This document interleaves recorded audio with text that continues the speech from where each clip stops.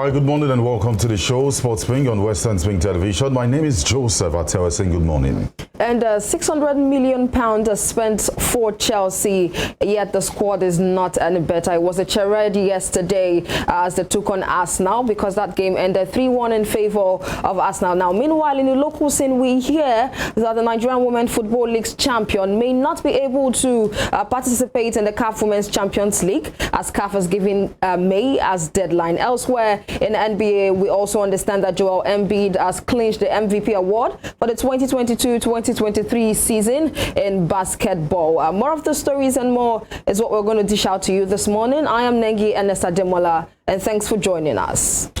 All right, to start from the local scene, the 2023 Nigeria Women's Football League champions may miss out of this year's CAF Women's Champions League competition if they fail to get prospective club license before the end of this month. Following CAF directive and statement credited to the Nigerian Football Federation that the champions of the 2023 the Women's League would not be determined until after the completion of the WAFU Under-20 Championship in Ghana. If that decision doesn't change, the Nigeria club may not participate in this year's Champions League as the Under-20 Women's competition ends in June as against ending of May deadline date for registration of clubs given by CAF.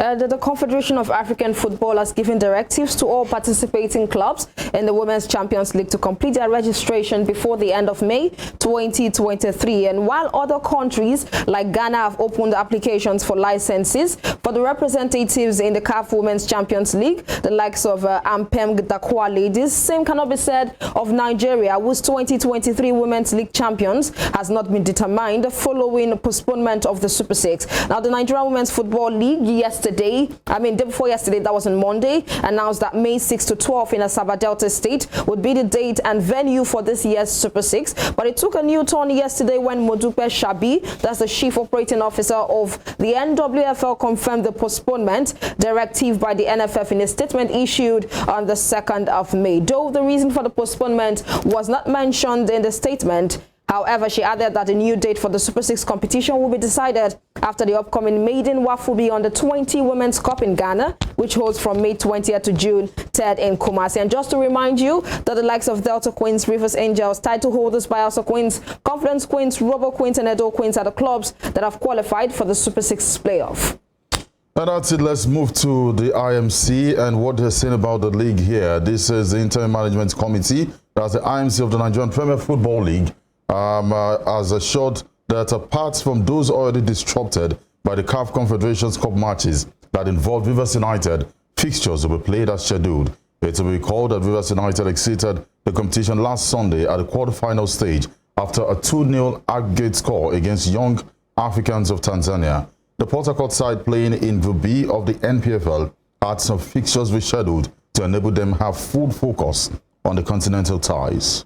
And of course, definitely we do understand the fact and the reason why most of these fixtures concerning the NPFL were rescheduled, even as well as the Federation Cup. The ones that involved Rivers United were rescheduled because of their participation in the CAF Confederation Cup, of which they are out of now. And currently we'll see how things pans out to be, because according to the IMC, definitely they are standing by their word and saying that they are assuring everyone that there would be no disruption of the NPFL anymore. Now, good luck to the Rivers United as they take on their remaining matches. And just before we proceed, let me drag your attention back to what is currently going on in the Nigerian Women Football League. Talking about the fact that CAF has given us a deadline for May, but we are not set due to the fact that the Super Six competition has suffered postponement. I think this happened, was it 2 seasons back or last season, if I'm not mistaken, concerning the Super Six competition. It's always postponed.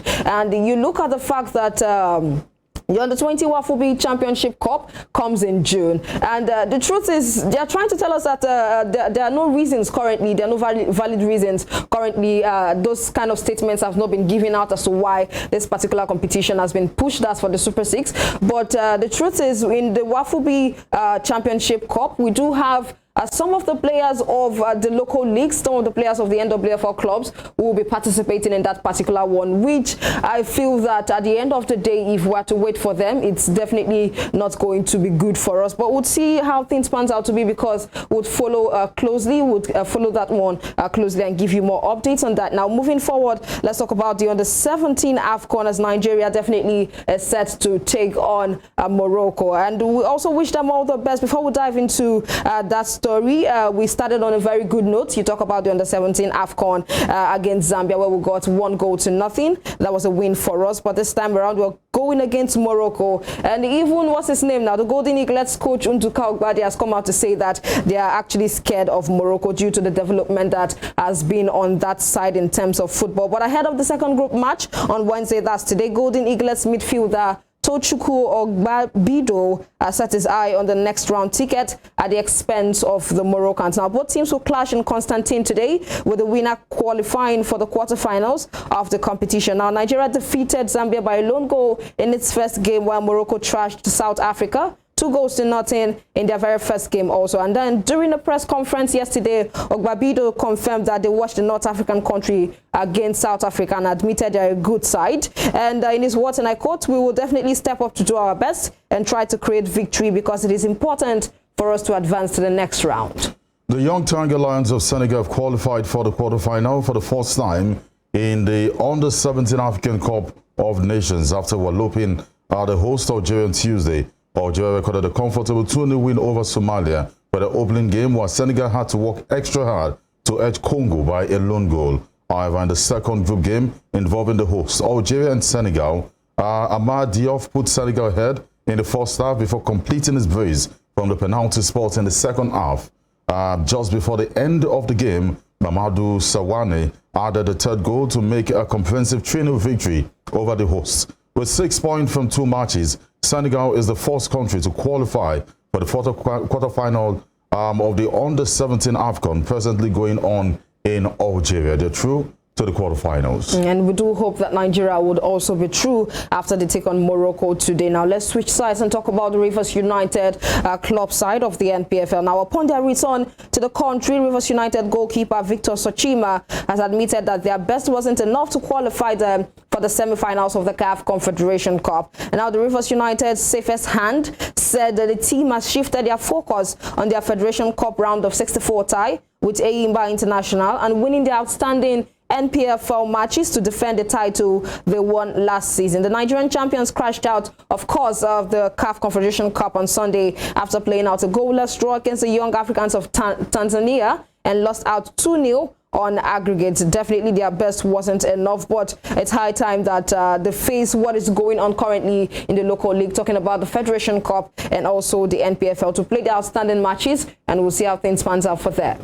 And away from football, but still on the local scene, Team Nigeria won 8 more medals yesterday, but they may not rather be enough to beat the South Africans to the #1 spot. Nigerian athletes dominated many events yesterday, winning 8 more gold medals to take their total medal haul so far to 12 gold medals, though 2 more finals were yet to be concluded as at press time yesterday. Tima, God bless, and gold in the under-20 women's 200 meters, while Grace Osiopu won the under-20 women long jump. Faith Okoose captured the gold medal in the 200 meters under-18, just as Samuel Ogazi also won the 200 meters and the boys under-18.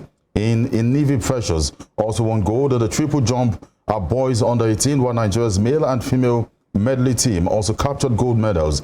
Nigeria's silver medalists yesterday were Israel Okon, 200 meters boys under-18, Musbao at DBC 200 meters, junior boys under-20, and at Adetutu Oladeloye 200 meters junior girls under-20, and not forgetting Tiana Justina, who won a bronze medal in the 200 meters girls under-18. And of course, the AFN's technical director Samuel Onikeku also believes the battle for the top spot might be difficult, adding, however, that Nigerian athletes deserve commendation for their very impressive outing so far. Of course, a very impressive outing so far for them. We talk about the likes of Tima Godbless, who earned the gold in the under-20 women's 200 meter. Of course, she was very phenomenal in the very last National Sports Festival for Bielsa. And we do hope and wish them all the best. Let's see how they can be able to maintain their very top spots. Talk about the championship currently going on.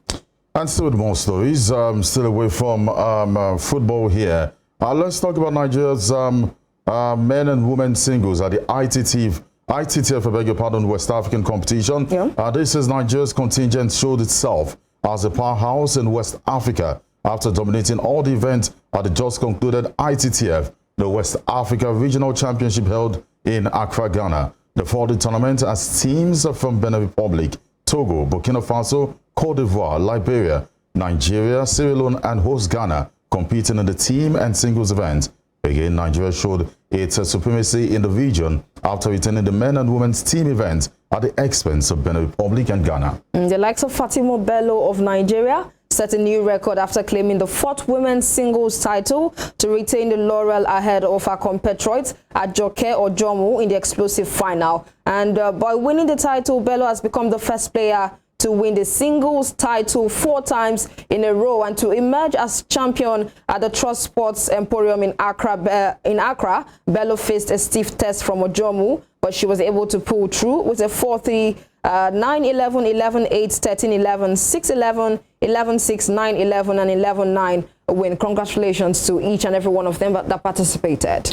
And just before we go on a break, as the countdown to the Gangwon 2024 at the Youth Olympic Games continues, the qualification for the prestigious curling competition has been finalized. The World Curling Federation, through an official statement on its website, confirmed Nigeria as one of the countries that will feature in both the Mixed Team Championship and the Mixed Doubles Championship at next year's Youth Winter Olympic Games. Host Korea, Brazil, and the United States are among the other countries that will also have representation in both the Mixed Team Championship and the Mixed Double Championship. And you look at curling, I think it's a sport that is gaining popularity even when Nigeria does not even have eyes. But I tell you for sure that this particular one reminds me of the junior Nigerian curling team that went on to take the Young B Curling Championship now? Yeah, last year, November, December period. And of course, they did try their best, but their best wasn't good enough. But let's see what the youth curling team can do for Nigeria come 2024 Youth Olympics.